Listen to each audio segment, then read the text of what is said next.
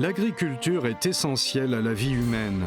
Au Japon, l'industrie met actuellement en œuvre de nouvelles initiatives en appliquant les technologies les plus avancées. Les fraises japonaises sont renommées à l'étranger, mais les cultiver requiert en fait une main-d'œuvre plus importante que pour n'importe quel autre produit agricole. Pour résoudre ce problème, un robot récolteur de fraises, le premier de ce type au monde, est utilisé. Il reconnaît à l'aide de 3 caméras la couleur, la maturité et la taille des fraises, cueillant seulement celles qui sont prêtes à être récoltées sans les endommager et les dépose sur un plateau. Le processus est entièrement automatique. Il faut environ 9 secondes pour cueillir une fraise. Le système fonctionnant 24 heures sur 24, la pénibilité est fortement réduite pour les agriculteurs.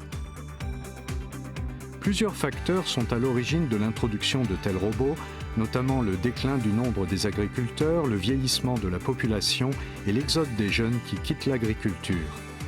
Pour répondre à ces problèmes, des initiatives impliquant l'utilisation de satellites sont aussi adoptées. Un tracteur sort d'un entrepôt, mais personne ne se trouve à l'intérieur du véhicule. Que se passe-t-il ? Des tracteurs labourent la terre, plantent les graines, répandent les engrais et pulvérisent les pesticides avant de récolter les produits. Tout est accompli sans intervention humaine. Les déplacements de ce tracteur se font avec une marge d'erreur de 5 cm. Sa capacité dépasse naturellement celle des humains.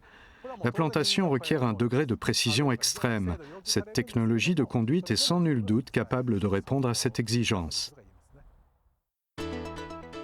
Cette précision est atteinte à l'aide d'un nouveau satellite japonais également utilisé pour la navigation routière de la prochaine génération et pour la gestion des catastrophes.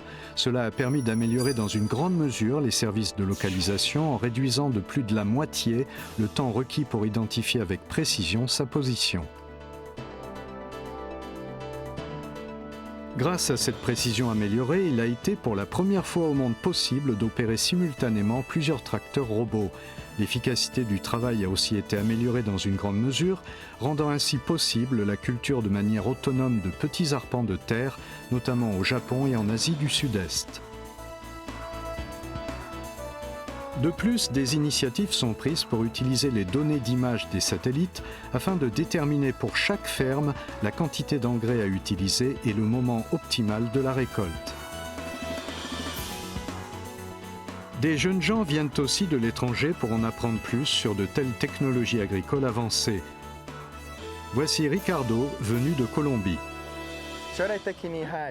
Je souhaiterais dans l'avenir importer cette technologie en Colombie et aider les agriculteurs de mon pays. La population agricole recule dans tous les pays. Aussi, beaucoup d'espoir est mis dans les robots autonomes tels que ceux-ci.